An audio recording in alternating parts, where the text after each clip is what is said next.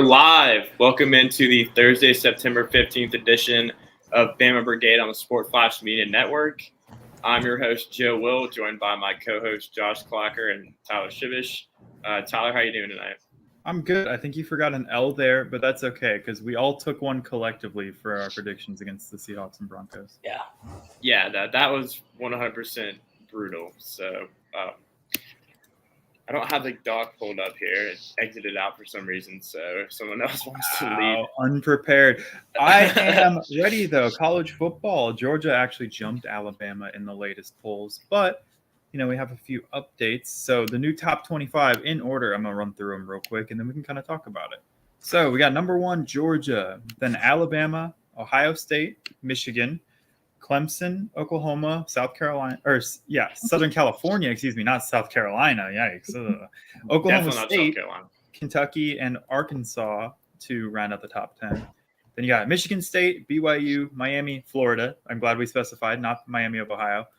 Utah, Tennessee, NC State, Baylor, Florida, Wake Forest, Ole Miss, Texas, Penn State, Pittsburgh, Texas A&M, who was ranked 6th the week before, and Oregon rounding out the top 25. And also, fun fact, just because I know it off the top of my head, Marshall was 3 votes out of the top 25 after beating Notre Dame.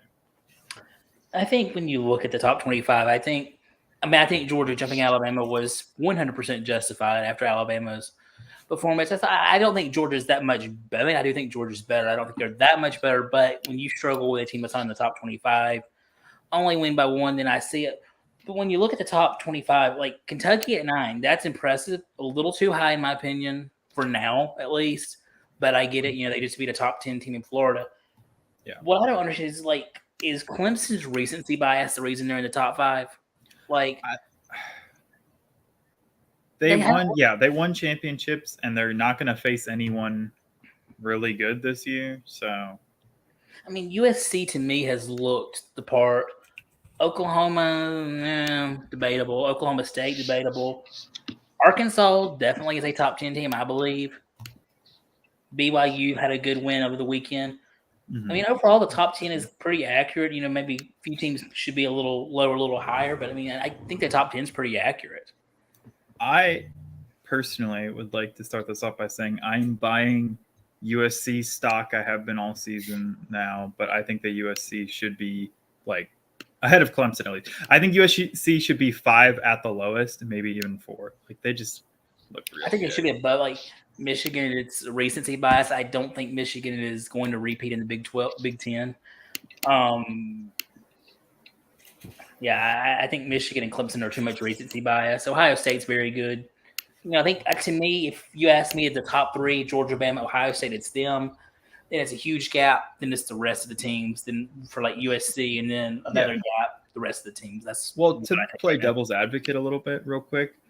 You say that Michigan and Clemson are that high because of recency bias, but Alabama would not be number 2 if they weren't Alabama and won a bunch of national championships. Just based on pure performance, I don't think there's any world without Alabama being Alabama that Ohio State isn't ranked above. I agree, but I think how much of the top 25 do you think, when AP voters come in and put the top 25, how much of it is because you have so many certain players returning, you have certain players that left? I think a lot of that goes into it when they name it, and you're not going to but you're not going to fluctuate a team from 1 to 4 or 5 unless they lose. And so, I mean, I totally get what you're saying, and I don't think, based on the performance of the year, I mean, we're top 5 regardless, performance-wise. And I think Texas is a lot better than we thought, but I do agree with you with what you said. I do also think that week 3, you're still figuring out who's who, right? I don't think you can really base rankings off anything till week 6 or 7, probably, just because you see Notre Dame was 5 coming into the season. They're unranked now after 2 weeks. Texas A&M was 6 coming into last week. They're 24, tying the largest drop in the AP poll history from one week to another, while still being ranked. So, I mean, it's fun to debate about these numbers and who's ranked where, but until it starts getting later in the season, we just don't know, because Texas wasn't ranked before this week. Now they are. And then 2, it doesn't even really matter where, for example, Alabama sits from 1 to 4. As long as you get in the playoffs, that's all that matters, right? Right. 1 through 4 is all that really, the only really important thing, in my opinion. So, the 2023, the College Football National Championship, and this has been a hot topic among Bama fans, especially the fact that we're used to playing the game too, so the whole playoff era, there's been one champion not from the South or Southeast, one, and that's Ohio State. The college football playoff has been moved from 8 to 7:30, basically to please East Coast viewers. Joe, I know you love your Eastern time. I know you love your Eastern time a lot. I don't know. I mean, I've been on Central Time for about a year now, and it's kind of softened me up a little bit. So, what are your thoughts on this? And is this the ideal situation to kind of make all sides happy for a start time? I think it's a step in the right direction. Obviously, moving it back a little bit, but I think the main topic here is the actual date of the games being played on, because this is a game that a lot of people are going to watch. It's on a Monday night, and a lot of people have an issue with it being on a Monday night, obviously, because you can't just take work off on the following Tuesday. So I think this is, like I said, a step in the right direction, but I think ultimately the goal is to get this game on a Saturday night, or it'd be pretty fun too if it was on a Friday night, but I know that would be a little bit more challenging. So definitely excited they bumped it back, but if we can get this game to a Saturday, I don't care. I mean, I would rather it be Saturday at like 11 a.m. than be at the time that it's at now. So, yeah, definitely. I agree with the Saturday. I don't agree with the 11 a.m. Well, I got to exaggerate a little bit. I mean, I agree with the Saturday. I agree with that. But I think, a Thursday would be nice. It used to be on a Thursday. The first time we won it in the Saban era was on a Thursday night in the Rose Bowl. But, yeah, I agree. I agree that I think it should be on a Saturday. But I like the time change. I don't like it ending at 1 or 2 o'clock in the morning. So, yeah, I'm all for that. Yeah, because I remember when we were back, this will be a throwback, but back when we were doing stuff with CTS, I had volunteered to go to the post-game presser, and I had to get up for work at 6 in the morning next day. And the post-game presser didn't even start till 12:30, 1 a.m. So that was just too late. I know 30 minutes isn't really it's still going to get done at 12:30, but it's a little I think it's a step in the right direction. The problem is you're never going to have everyone happy, especially on a weekday like you're saying, Joe. But no offense to all those Pac-12 fans out there, and I'll say this with the caveat that I think that could possibly change this year, but Pac-12 hasn't really been competitive recently, so it doesn't I don't want to say sucks to suck, but I think that the fans of the teams should be the ones that are prioritized, and you're kind of doing this with the expectation that it's going to be an SEC team or an ACC team or something in the championship. I agree. I totally agree. Sorry, I just literally 9 minutes into the show, I realized my mic was unplugged, and I'm trying to coordinate with the guests who we're having on at 7:15. So off to a great start, as you can see on my part. Typical. Yeah, speaking of guests, hold on, I gotta go. You guys go ahead. So a little bit of an interest. That's a little bit interesting. Anyway, did not expect that to happen. Oh, you can't even see him, but oh well. That's Kevin Durant. I thought Tyler got a phone call or something. No, me too. No. I thought he was getting scolded or something. So I thought he had a phone call that was a knock at the door or something. I'm like, the last thing I want to do is be left on here with just clack. So thank you, Tyler, for scaring the crap out of me. Okay, well, interesting enough. We'll have to find anyway. But yeah, it was an interesting week of college football this last week. Do y'all think this week is going to be as interesting, or is it going to be a little bit more bland? I think there's only 2 good games. Which one? I mean, I think it'd be challenging for it to be, as entertaining as it were last week. I mean, I do have a hot take for y'all. I think, and this is not a hot take, I do think Georgia destroys South Carolina, but I think this game's going to be a lot closer than you would just think offhand. based on what Spencer Rattler's stellar performance. Oh God, no! Clack's the Spencer Rattler truth. No, I'm not. I just think it's going to be closer. I mean, I would like to point out, Joe, you did say Oregon would beat Georgia, so I mean, well, yeah. I do think another one of Joe's teams, though, the Auburn-Penn State game, is going to be pretty interesting. Just because it's the the movable force meets the stoppable force meets the movable object right now. I mean Auburn Jesus meets Penn State. I mean, Penn State's going to finally get introduced to some voodoo this week. I don't know about that. I mean, we'll talk about that. We'll make our picks for that one in a little bit. I've got my pick ready to go for that one. I think it'll be a good game, though. I think we'll have a couple of good games. Yeah, BYU Oregon will be pretty decent. That'll be a good game in the West Coast. BYU had a great win last week. That's for sure. Speaking of Oregon, I was on my phone, so I didn't really get the chance to chime in for the top 25. What do you guys think about Oregon at 25? You think that's too low? I mean, obviously they got throttled by Georgia, so they're kind of taking their lumps and trying to battle their way back up into the top 20. But what do you think about them sitting there in 25?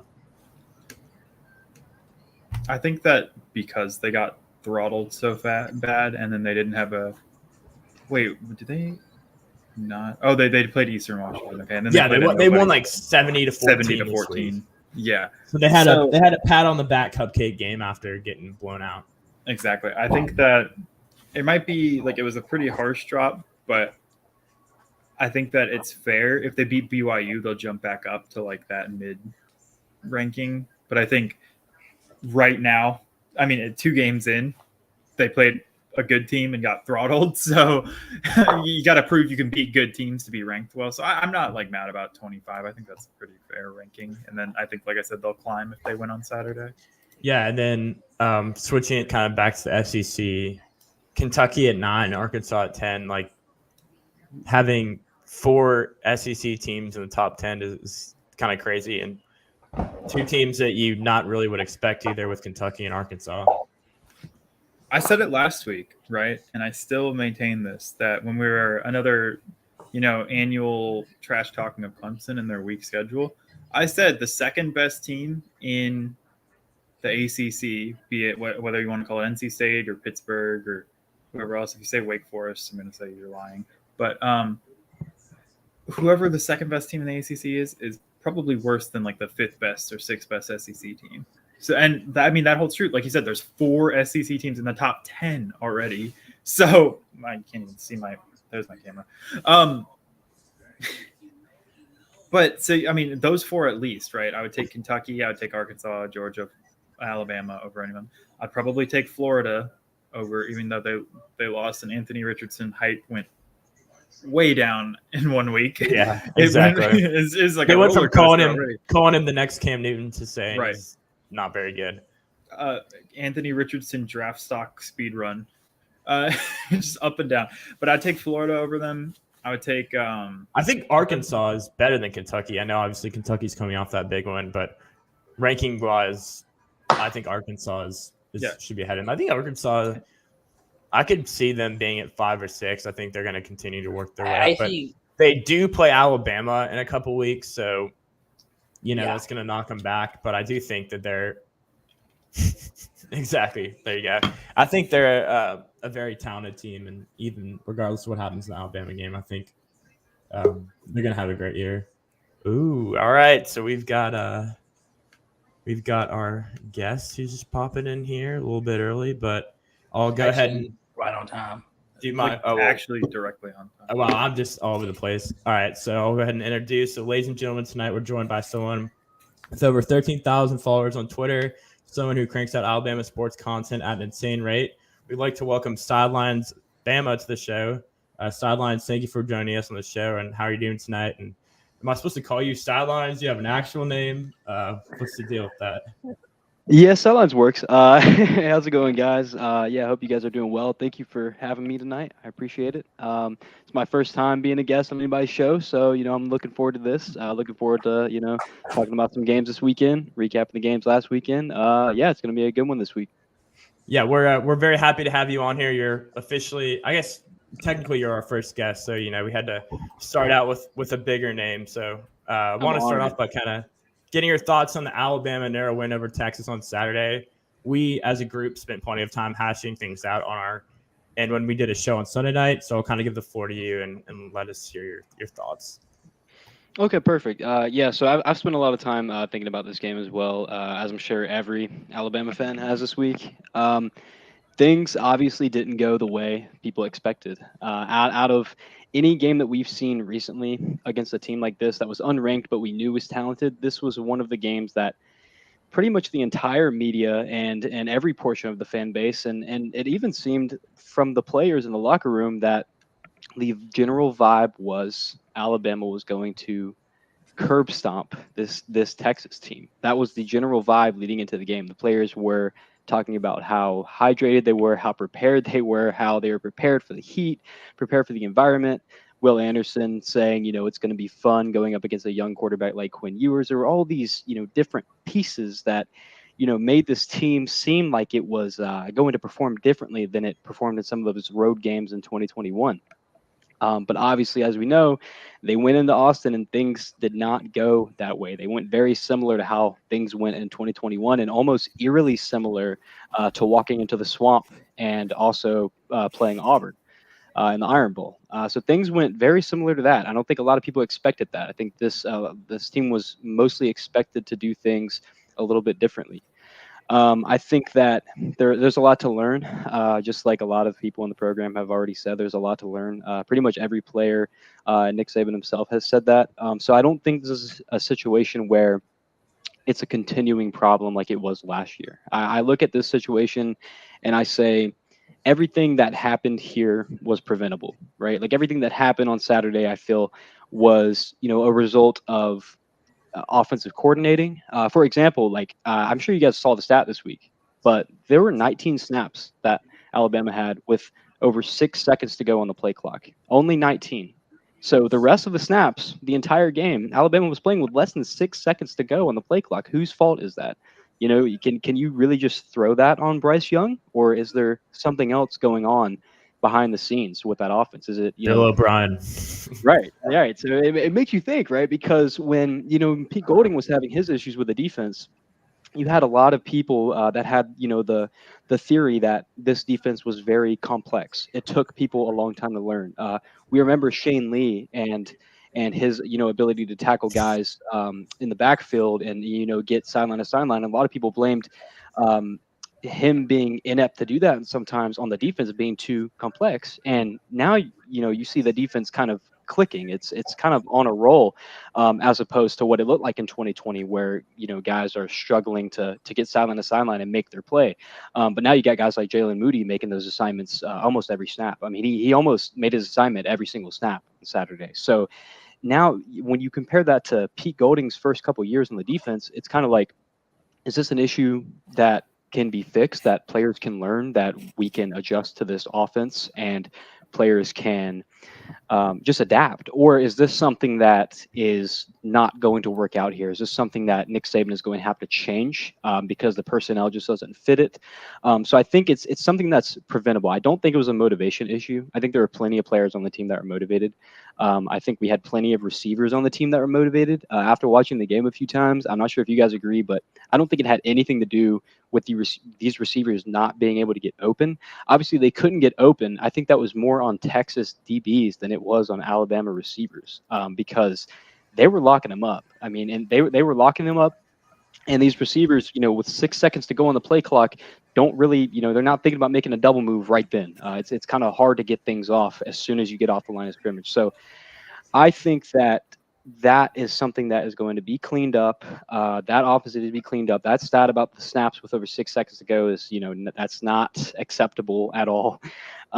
So you just have to wonder, does Alabama use this as motivation, or do they succumb to it like last season, right? And I am going to bet that they use this as motivation. This is going to be a classic case of Nick Saban almost losing to an unranked team and then coming back and probably dominating the entire season until we face somebody like a Georgia or, hopefully not Arkansas, because they are looking really good at leading the SEC in pass efficiency and rushing right now. So they are going to be a challenge as well. But yeah, those are my thoughts. So, you kind of talked about, you alluded to the game in the swamp last year. So my question is, what is your biggest concern with this team going forward, especially with 4 really tough road games to go after seeing how we struggled on the road to Texas? It's the same thing that I just talked about with the offense. I'm not sure really, what it is. It seems like nobody in the program has spoken up about it, but there's obviously an issue there. Like what is the issue? Is it execution? And if it's execution, then why? What's going on in terms of timing, in terms of your play calling, in terms of how players execute it during practice? How are they not able to execute these things in practice? Are they not preparing well enough in practice? I don't think it's an issue of guys wanting to prepare well enough. I think we have plenty of guys on the offense that are making big plays. You saw Jace McClellan's like 81, 82-yard run that he ripped off on the right side. It's like you have guys that are motivated. Then that's not the issue. So it leads me to believe, without pointing fingers, obviously. I mean, I'm sure you guys have seen my Bill O'Brien tweets, but besides that, without pointing any more fingers, I think there's an issue that needs to be cleaned up. My biggest, I guess, like thing that needs to be improved going forward would be they need to figure out how to have Bill O'Brien use these players in the way they're meant to be used. We should not have, this many screens and this many checks, especially with guys like Kobe Prentice that seem to always get open in the midfield. We shouldn't have this many checks with guys like Burton and with Harrell coming back, presumably against Arkansas. There's no way we can be running that many checks and things like that with all these weapons. There's no way. That's a wasteful offense. That looks very similar to how a Texas A&M was going to look against App State last week. Like that cannot happen. So that would be my biggest concern going forward. Yeah, you say that. Like, I mean, we've been talking a lot about Bill O'Brien and the offense specifically, but I wanted to also ask, does the lack of situational offense worry you at all? For example, we harped on it last week on our show, calling shotgun on 4th and inches for a handoff instead of, maybe putting Jalen Milroe in or even letting Bryce Young sneak it or anything like that. And then also throughout the game, you see it where late game situations where Bryce has to go get a score, he seems to move the ball at will, but then for the rest of the game, they're kind of stuck in the mud. Like, how do you feel about their whole situational offense throughout the game? Yeah, I think that's part of it. I think that's 100%, part of the issue. I like even that 4th down that you're referring to. Every time I see something like that, I mean, for the past year, every time I've seen something like that, it's put Jalen Milroe in behind center, and old Bama would have ran those plays. I'm saying, like, Tua Bama would have ran that play with Jalen Hurts behind center. I'm saying, this team is different than those teams in terms of how they call plays in those kind of situations. So I would say that's the biggest part of my concern going forward as well, is just that getting guys that are in the right position on situational plays. Like, I mean, and we have tons of athletes on both sides of the ball that could definitely work their way into some kind of package on offense where we're in a situation 4th and goal, or even 3rd and goal where we need to score, where it's I just feel like every time we get in a situation like you just described, there's something that everyone wants to happen. Everyone wants this thing to happen, and it seems like that thing doesn't happen, and we're all thinking the same thing. What is Bill O'Brien thinking? And that's been happening for a year. So yeah, I just have to reiterate what you said. I was saying the same exact thing. Put Jalen Milroe in. No idea why they don't think about anything like that, and that's just representative of the kind of stuff that I think Bill O'Brien might be responsible for. It's just, yeah, those things they're upsetting when you see all of the talent that we have, right? Because there are a lot of teams that can't do those things, but when you're at the top of the mountain, you have to be able to display some kind of ability that others can't, right? And there are situational plays and situational packages that Alabama could 100% come up with, no doubt, but they're just not. It is very bland. I know that's the cliche word being thrown around when you see this offense right now, but yeah, it does look very bland at some points. And It's hard to say that, obviously when you have the Heisman winner behind quarterback, he's doing everything he possibly can. I mean, it was not Bryce Young's fault that he couldn't turn up the heat until 2 minutes left. You know what I'm saying? So that's not his fault. And that's really all I can say about that. As for situational, yeah, that is a huge issue. And I am concerned about that going forward. I think Nick Saban will make a change. I know Nick Saban brought up that he expects wide receivers JoJo Earl and Tyler Harrell to be back sometime, kind of the next few weeks, next month or so. How do you think both guys impact our offense when they come back? So what I'm hoping for is when Harrell and JoJo Earl come back, it seems like Nick Saban in every press conference recently has been making, a deal to talk about those guys. He's been making a point to talk about both of them.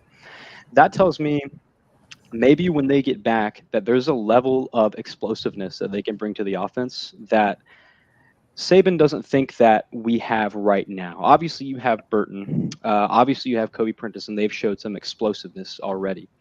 But with Harrell and Earl, especially with Harrell, you offer some kind of explosiveness and taking the top off of a defense that one wide receiver in Burton can't offer by himself, especially with those guys on the field at once in like a 4 wide receiver set. So I think that will be able to change the offense in a good way. I think they're coming back at the right time. Against Arkansas, that's probably what we're going to be needing to do is make those big plays. Obviously, against Arkansas, we will have to have the run set up by that point. By that point, the run game will have to be clicking and it will have to look dominant. At that point, we need to see some play actions, some deep shots, some explosive plays. That's the kind of thing I would like to see from Alabama when Harrell and Earl get back, is just them clicking in the run game and then Harrell and Earl getting started on the deep stuff, the explosive stuff, the play actions, the classic stuff. That's what wins games. That is what wins championships. So I'm hoping we see that when they come back. They have a lot to add. I know we've talked about Bill O'Brien a couple of times. I know we're all not the biggest fans of him. Does he deserve the critique that he's receiving? And will he hinder the offensive ceiling the team has? We brought up before, he just calls the offense like this is an NFL offense, like somebody who has zero creativity and is just very complacent. I mean, there's just no creativity with the offense at all. Yeah, I agree with that. I agree that there's very little creativity. As for if he deserves all the criticism, I mean, every time you have a coach that isn't performing up to expectations of what especially Alabama fans would like to see, they're going to get a lot of criticism, and maybe some they don't deserve. But with Bill O'Brien, I think a lot of it is warranted from a professional sense, just because of his track record, of his pedigree, of losing Steve Sarkisian and moving on to Bill O'Brien. There shouldn't be that much of a drop off. If you sign on to that job, there should not be that much of a drop off, I would say. I think there is some kind of level of responsibility that lies on his shoulders to be more creative in this offense, especially with somebody like Bryce Young behind center, especially with probably one of the best running back groups Alabama's ever seen. And a fast wide receiver core. We have 3 guys that are absolute burners, maybe even 4 that are just burners on the offense. So I think there is some level of responsibility that lies on Bill O'Brien, regardless of how people feel about him or not, regardless of if the criticism is valid. But yeah, I do think it's a problem that Arkansas is leading in the SEC right now in pass efficiency. Arkansas is great. KJ Jefferson is awesome. I love KJ Jefferson, but there is no reason right now that that should be Arkansas's stat, right? That's an Alabama stat. That's a Bryce Young stat. That he's our leader in pass efficiency. That should be where we're at right now. But after 2 games, and it's just 2 games, but yeah, you have to start looking at Bill O'Brien as maybe having a little bit of issues with whatever he's trying to call, however the players are executing his offense. For sure. Switching to the defensive side of the ball, what do you think about the whole Eli Rick situation? Saban's made it very clear that if you have a rough week of practice, you're not going to play much. Is the struggle of Kyrie Jackson going to force Saban to play Ricks, or do we think that Saban holds true on his stance? I know I had a tweet about that this week, and a lot of people agreed with me, but there were people saying stay in your lane, trust Nick Saban. So, I mean, I understand what they're saying, but at the same time, having a talented 5-star transfer over and just not really see the field at all is frustrating for me to watch when Jackson is struggling in the secondary. Well, I first 100% agree. That we should trust in Nick Saban, obviously. However, when you get the top corner in football that transfers to your program and he's not starting it, yeah, it's going to raise questions. You're going to have people making polls on Twitter. Yeah, I mean, and I've made some comments about that before. Yeah, naturally, that's what's going to happen. The dude's a baller. He's an absolute baller. He locks people up. I've talked to him before. He's really excited to play against Utah State. I'm glad he got the opportunity to play a lot against them. It's a situation where Saban is trying to make the best call that he can based on what he's seen from practice. And as I'm sure you all know, there's not always the case where a player in practice is, performing well all week and then he becomes the best player on the field on Saturday. It's not always the case. There can be players that, for whatever reason, are ghosts in practice and show up during game days. But no matter what, no matter how many times that happens, Nick Saban will always play the practice winner. He's always going to play the guy that showed up and that went to class and that did the right things in practice. And it makes you think, like, Terrion Arnold must be doing the utmost correct things right now. I mean, he must be an absolute standout in practice and just being a good character because getting that start or getting that play time so early against Texas. Just Saban saying, okay, Worthy's a problem, put Arnold in, lock him up, and he did. That's really impressive, especially for somebody like Arnold. That not a lot of people thought prior to a couple weeks before the season starting that he would really be one of the starting corners or be a heavily played corner. I think everybody expected really Eli Ricks and Kool-Aid to be that starting duo. So I think there is a little bit of uproar with that, obviously, because he's so great. And I think Kyrie Jackson struggling over time will force Eli Ricks to come in. But you have to wonder, is that something that Kyrie can clean up in practice? Is that something that he can get better at? Did he just have a couple of bad plays? Did he just have a bad game? I guess we'll find that out soon. We might not find that out against ULM, but we will find that out soon. If it is Kyrie Jackson that is the issue, Eli Ricks will be the starter. He will get in there. How do you feel about the game this weekend? I know it's just Louisiana Monroe, like you said, but what needs to happen on both sides of the ball to kind of ease your mind from the struggles that we had a week ago in Austin? Yeah, I think I think that Alabama will find a way to get to the quarterback this week. Obviously, first week with 0 sacks. Saban says the way they play, it's a little bit hard to do that. And ULM, it's not very much different from from what he's saying. ULM quarterback Chandler Rogers completed 80% of his passes last week, so it's almost you think about getting the ball out quick, hard to get to guys. I think Alabama will find a way to remove that check. Make him throw downfield and get to him quick because they want sacks. They want to see results. Obviously, they want to win football games, but it's time to see sacks from the defense. So you might see things that we haven't seen before. They need to definitely get to the quarterback this week. It's probably going to be an emphasis in practice. And then on top of that, just getting the run game going. I said that last week. I said the biggest thing we need to see against Texas was getting the run game going. And that didn't happen. That didn't happen a whole lot besides McClellan's 81-yard run. So I think that this week you'll see an emphasis on them actually trying to do that. Obviously, winning is the number one priority, but you will see a little bit of priority in trying to run the football and establishing, physicality, because we've all seen it in seasons before. The only way you can get that run game going, and when it does get going, it keeps going, is by getting the offensive line to really just hammer in there and set their feet in the dirt and get your running backs hit, get your offensive linemen hit, and get people just moving, just going. Get that one burst, get that one game where you have, I don't know, like a 100-yard rusher and then a 75-yard rusher behind him. And then get these rushers going, get everybody some carries and rotate guys. And then once that gets going, it's hard to stop. Your offensive line is in a ground and pound type mode where on run blocks, they're creating holes and guys are bursting through holes and running down the sideline for 80 yards. So I think that'll be a priority this week. That's something that needs to get going for sure, is the run game, even against a team like ULM. This could be a serious turnaround game if we do see the running backs get going. Looking at Alabama's defense, they have arguably the best defensive player in the nation in Will Anderson. But last week he had an uncharacteristically undisciplined game. So what do you think Texas was doing to frazzle him? Was he just in his own head? Was it the loud stadium? And do you think that that's going to be a problem going forward, or do you think that's something that he can work out pretty easily?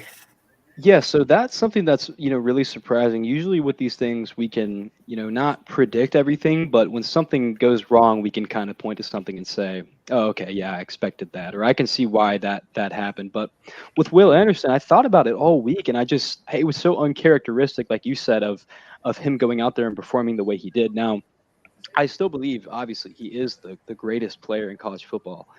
But last week, I think he was just amped up. I mean, I heard all week that Will Anderson was amped up. I think during the game, it could have been the crowd noise. It could have been just the atmosphere, but he was amped. He was jumpy, obviously. I mean, he had like 2 or 3 jump penalties. I mean, he was amped up. And then with that hit, that late hit, which was just, I mean, it looked like he was trying to hold back an intrusive thought. I mean, it really did. Like, I mean, he, right after the whistle, hits the guy. So, I mean, yeah, I think it's more about him just being in his head. I'm not sure if Texas did anything. If they did anything, it's something that I haven't really seen on film or heard anybody talk about yet. If they did, like, props to them. They should do that all season because, they'll win a lot of games doing that.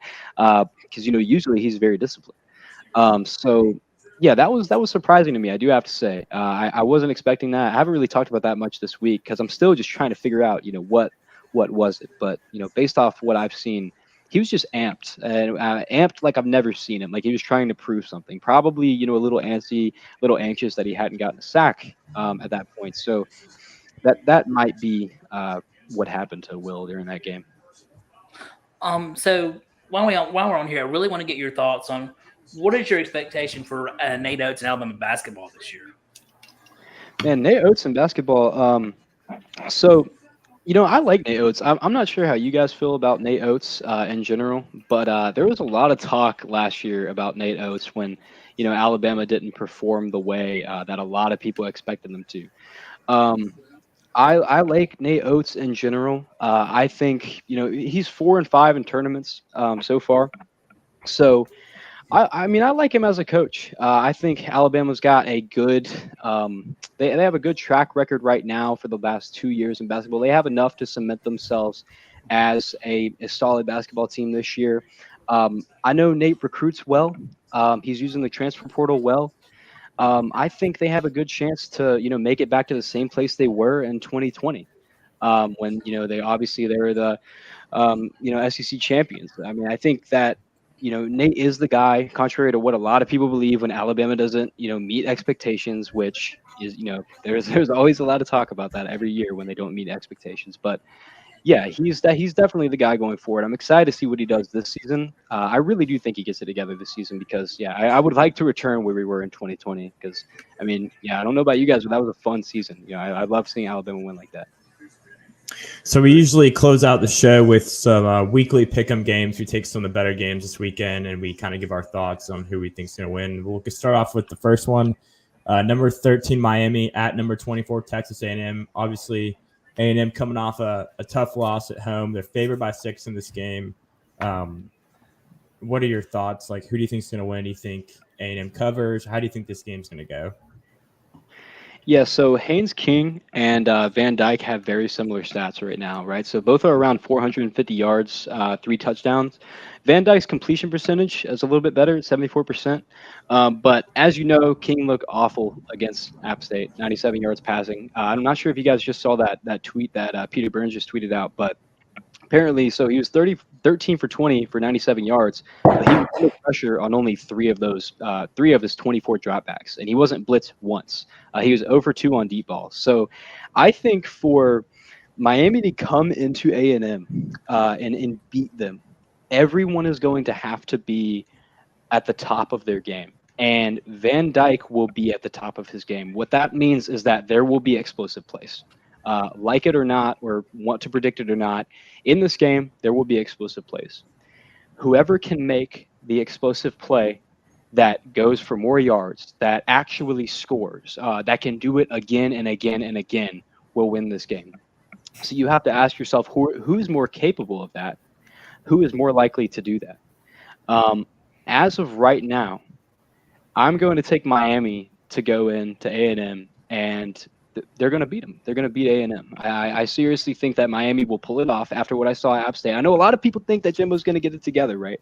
But what has Jimbo shown you and, his past 5 years at A&M to say, okay, I'm going to lose to App State, and then I'm going to go and, beat this team that's coming in with a chip on their shoulder as well with a new, Cristobal offense. So besides beating Alabama last year, what has he shown you to, go and be able to do that? So, yeah, I don't think A&M's going to hold him off. I think Miami's going to beat him.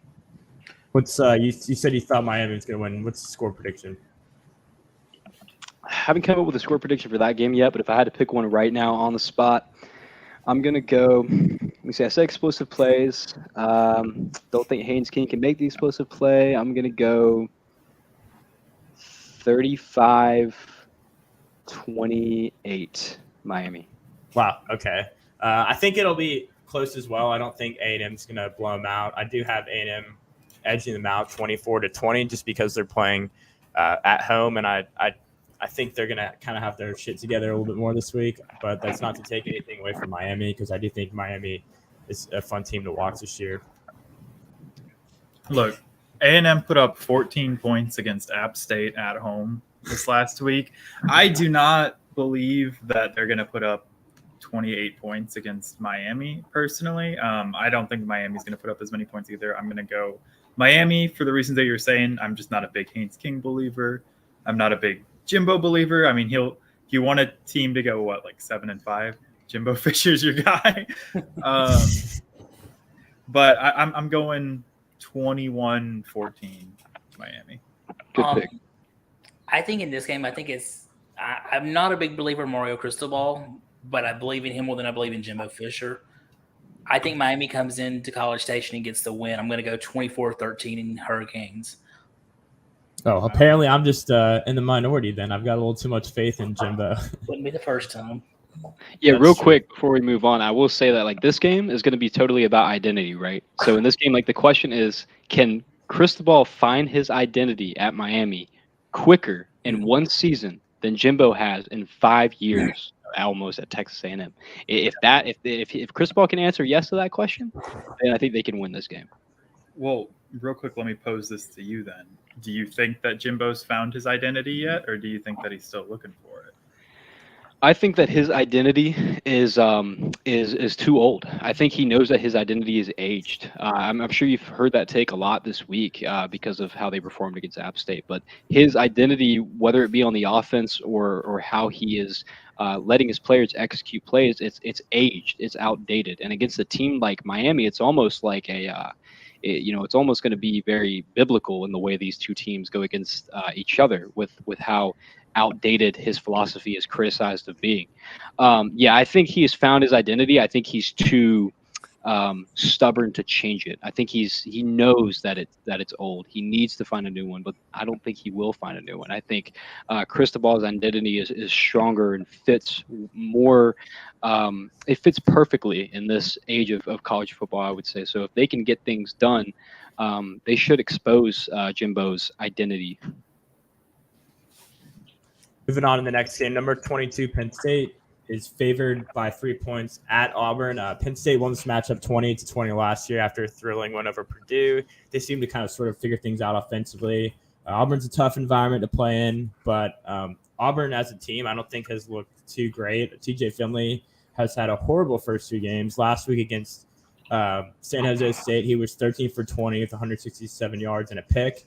And then the week prior against Mercer, he was 9 for 14 for 112 and a touchdown and 2 picks. So 3 picks in the first 2 games against 2 teams that aren't very good. And this week, Penn State comes in there and, they're a tough ball club. They got Joey Porter on defense. How do you think this game goes? Do you think TJ Finley has a tough time dealing with that Penn State defense, or do you think the Auburn running game kind of, leads them to a victory at home? Yeah, so I've been going back and forth with this one. I was trying to make my own pick today and actually tweet something out today, but I just couldn't get really anything going in terms of trying to pick Auburn because that's where I was headed as of this morning. I wanted to pick Auburn plus 2.5 because of simply the Auburn voodoo. I mean, we know it's real. It's a real thing. Whether you believe in a religion, whether you believe in magic, whatever it is, Auburn voodoo is a real thing. Scientifically, it exists. Physically, it exists. It's a real thing. So for Penn State to be able to come in there and beat Auburn is not a big task, right? So I would say that because of how TJ Finley has been struggling, because of how he struggled last season, I don't think Auburn voodoo will save them this time. Through 2 games, he only had a touchdown. Javarius Johnson and Shanker, you know, they're 2 backs. They're pretty good. I mean, they're 2 offensive playmakers. 13.0 average yards per catch against San Jose State, pretty good. Doesn't have what it takes though. Even with the Auburn voodoo, can't hype up that offense enough to be able to propel TJ Finley past his struggles and get past that Penn State defense, which has shown to be fairly solid. Given their history. So, yeah, I would pick Penn State minus 2.5 for this one. Obviously, I'm very biased to Penn State. I had 2 older brothers that graduated from there, so I'm picking Penn State 34-28. It would work out nicely, liking Penn State, hating Auburn if they won this game. Tyler, what do you think? So, I mean, Sideline's kind of said everything, right? Like Auburn has kind of been in shambles this year. Their football program's kind of been up and down with a lot of off-the-field drama as well as on the field not looking. We didn't even talk about that. Right, yeah. So leaving out the whole Brian Harsin thing and everything that's been going on with them. Yeah, and then Penn State's number 22 coming into Auburn. So to me, all signs point to Auburn winning 28-27 on like a blocked extra point or something, just to crush the hopes and dreams of every Penn State fan. So that's what I'm going with. Auburn is going to win somehow in like spectacular fashion. So is that your score prediction? Yes, 28-27 is my official score prediction on a blocked extra point. Okay. I'm gonna go with Tyler. Oh, I don't think it's gonna be the block extra point. I'm gonna go with Tyler on this one. I think Auburn. This is one of those games where you played it. If you played this game 100 times and you played it 50 at each school, it's gonna be 50-50. Whoever the home team is wins this game, and I think that's gonna be the case here. I think Auburn is not the better team, but they have the better mojo, the better voodoo, whatever you want to call it. And Brian Harsin's going to pull a rabbit out of his you-know-what, and they're going to win it. I'm going to go 24-20 Auburn. That's the hard-hitting analysis you come on this show for. Yeah, Auburn's going to win because reasons. And everyone knows it's true. There is no reason Auburn's going to win. There doesn't have to be a reason for them to win. Well, I think we're talking about environment as if Penn State's never played a game in a big environment. And I think there's a legitimate case to be made that stadium-wise, environment-wise, the Big Ten is crazier than the SEC. No, you got Iowa, the Big House, the shoe. I think every time they go into the shoe, they choke. James Franklin's a choke artist. I'll agree with you there, but I'm just saying, like, I'm playing Ohio State. Ohio State's a better team, but they've played in tough environments. They're used to these tough games. Whether or not they win the game, is to be seen. But I'm going to throw this out there. Here's a hot take. I'm going to throw this out there. Oh, shit. Here we go. I'm crazy. James Franklin's a better coach than Brian Harsin, but James Franklin's a hell of a bigger choke artist than Brian Harsin. Well, we haven't really – Brian Harsin hasn't really had a chance to choke. I mean, he almost choked last year against Georgia State. So I think, it remains to be seen for that. But not to get too far off course here, but next game is number 12 BYU is a dog plus 3.5 against number 25 Oregon. They're coming off an emotional 26-20 OT win over Baylor. I don't know if you guys had a chance to watch that game. It was awesome. Looking to build on that one on the road against an Oregon team that's still licking their wounds from their loss against Georgia in their season opener. Sidelines, how do you see this one going? Yeah, I think BYU wins this game outright. I actually picked them today outright just because I did get a chance to watch that game against Baylor. They showed a lot of resiliency in that game. That game was a lot of back and forth. I like their quarterback. I like everything that they've been able to show with their 2 playmakers out, right? Like, I haven't seen anybody talk about that this week, but they had their 2 top wide receivers out. And they were able to make plays with guys and not just – spread the ball out. I mean, there was a guy on their team that had did somebody have 100 receiving yards or near 100? Somebody had a lot of receiving yards on their team last Saturday. So, they were able to force balls to people and make things happen. I think BYU can win this game on an injured Oregon team. I think they do beat Oregon this week. I would say I picked them outright. I mean, there's obviously a few reasons, but Oregon's just beat up. I think this BYU team is on fire right now, and Oregon's beat up. So it's really as simple as that. I think Oregon's beat up, but at the same time, I don't really know how to feel about BYU. They did win that game last week, but they could have just as easily lost that game, and we'd be having a completely different conversation here. So looking at their ranking at 12 after, barely beating Baylor, Baylor basically pissed that game away. But, I mean, I don't want to take anything away because it was a quality win for BYU. But I'm going to go 27-14 Oregon. I think this is less about Oregon being a good team and just more about, in my opinion, BYU kind of being a little bit overhyped. Yeah, I mean, for me personally, this is one of the ones that's kind of hard, right? Because Oregon came into the season probably a little overrated for where they were.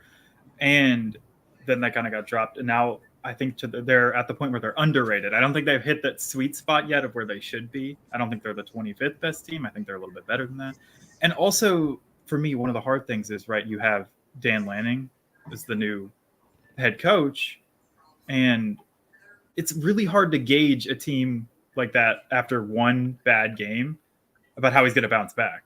So that all being said, I do think that Oregon will bounce back. I think that Oregon wins 28-21.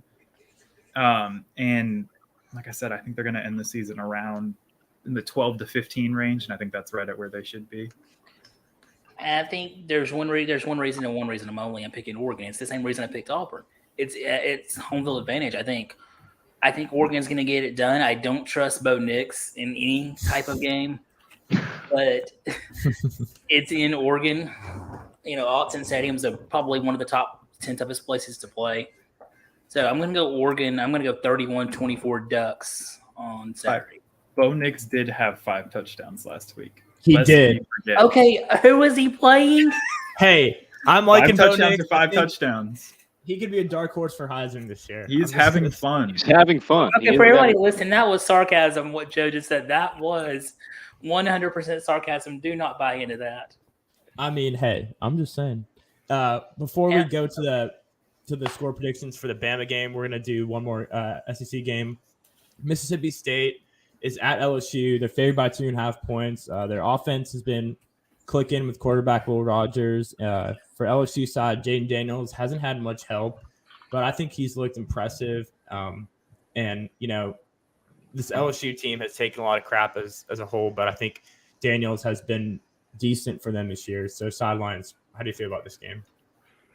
Yeah, so I spent a lot of time thinking about this game. I'm actually really excited for this game because of these two offenses here, right? So you have Mississippi State, obviously, Mike Leach in the air raid, with Will Rogers being a great talent. Will Rogers has been able to be, basically an 80% passer this year with 78.6% of his passes completed, thrown over 4 touchdowns in each of his last 2 games. He's tied in second in the country right now for the most touchdowns. And then you have to compare that to somebody like Jaden Daniels, who, beat Southern, but looked awful against an FSU team in week 1. And, whether you put that on Daniels or you put that on somebody else and a Brian couple Kelly. of receivers or Brian Kelly, you have to look at that and say, maybe this will just be one of those battles where the better quarterback wins.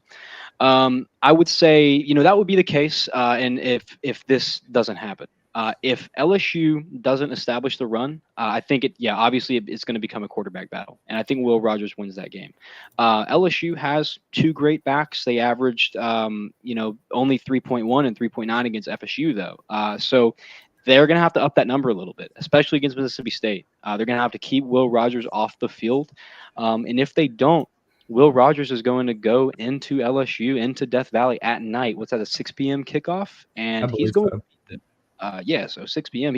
He's going to take it to Death Valley at night and beat them if they don't establish a run and keep him off the field. I think personally, Mississippi State's one of the most underrated teams in college football. They already had a couple good wins in Memphis and Arizona. I think Will Rogers gets it done. Score prediction for that game, I'm going to go 35-21 Mississippi State. I'm going to go 38-35 Mississippi State. I think this will be a higher scoring game. I think both offenses are going to be fun to watch. Not much defense will be playing this game, but I think, like you said, Mississippi State just has the advantage with how great Will Rogers has been playing. To me, one of the biggest X factors, and you heard about him all season, right? He had so much hype preseason, but Kayshon Boutte, he has 3 catches combined, I believe, for 60 yards through his first 2 games after being hailed as possibly the best receiver in the nation. Mm-hmm. And side note, I feel like he's got to be regretting his decision not transferring to Alabama, but that's another discussion. But that all being said, I think that he shows up, has a decent game, and I think that Jaden Daniels, I was a fan of him at ASU ever since he had that comeback against, was it Oregon that he came back against, or was it Oklahoma State? It was Oregon, and then pushed them out of playoff contention and let Alabama make the playoff. So I've had some respect for him since then, and I thought that he looked up and down against Florida State, but he did lead the game-winning drive until they missed the extra point, or the game-tying drive, I guess. Mm-hmm. So I'm gonna go. That all being said, I'm gonna go 31-24 LSU. I'm gonna go with Tyler in this one. I'm gonna go LSU. You're just piggybacking off of Tyler, huh? Is that what we're doing tonight? I have good takes. He has bad takes. I agree with Tyler. I think Jaden Daniels and Kayshon Boutte, I think they're going to have a great week. They're going to play a lot better than they did against FSU. I don't trust a Mike Leach defense to win a game. I think it's going to be high scoring, but I just don't trust Mike Leach defense. There's never been a time when I've seen a Mike Leach defense play win a game for them. 41-34 LSU. I do want to say before we get to the next pick, sorry, my bad. Before we get to the next pick, I just want to say, I'm sorry for how wide my score gaps have been in these predictions, but you have caught me on a week where I am betting on these 2 predictions that I've already gave with a huge hammer on these teams to win. I think Mississippi State is going to, I think they can pull away with 2 scores on LSU. That's my good score prediction. So I know a lot of people are going to be commenting on that, what's going on? Because, everybody gave, within a 6-point range. But no, I mean, I do feel that way. It could easily, go another way if LSU establishes a run. But I just want to throw that out there. Yeah, no, for sure. I understand. So the last game we'll talk about is one that is true to all of our hearts. Louisiana Monroe travels to Tuscaloosa to play number 2 Alabama, not number 1 anymore, but it's fine. We got a chip on our shoulder. Bama's favored by 49.5. Bama spreads just make me so nervous. Last year we had a tough time covering the spread. Last week I had a sneaky feeling that we wouldn't cover the 20 points against Texas. With that being said, I'm going to go Bama 55-14 for my score prediction. All right, I'll go next. I think Alabama is going to win this game 59-6. I think it's going to be a game where you look at Alabama and they have everything together after a week where they didn't look so great at Texas. So this is going to be one of those times where Nick Saban turns it around. He identifies some things. He comes during the week in practice and looks at everybody and makes sure that they're all doing the right things, even though just now during his call-in show, he said Monday was the best day they've had in practice in a long time, and then the rest of the week went downhill. So that's not good to see. But, this is one of those days where Nick Saban would hate this rat poison, but keep in mind that it is ULM. I think they're able to keep them to 2 field goals, score at will. The only reason why it's not 80 to something is because, Jalen Milroe, Ty Simpson come in later in the game. I'm going to go 63-3. I like it. Yeah, ULM has a history of beating Nick Saban teams. You had to go there. That being said, I'm not going to make this a 6-point game. I kind of agree with exactly what Sidelines said. I'm going 63-7 because I feel like they're going to sneak in. They'll have a little sneaky touchdown there. But, we're not settling for field goals. 63-7. All right. We ran a little long on the show today, but I'm glad that we had, Sidelines on here. So thank you again for taking the time to join us. And if anyone listening doesn't already follow Sidelines on Twitter, you can follow him at SSN_Alabama. Thank you, everyone, for listening. Have a great rest of your night, and roll tide. Roll Tide.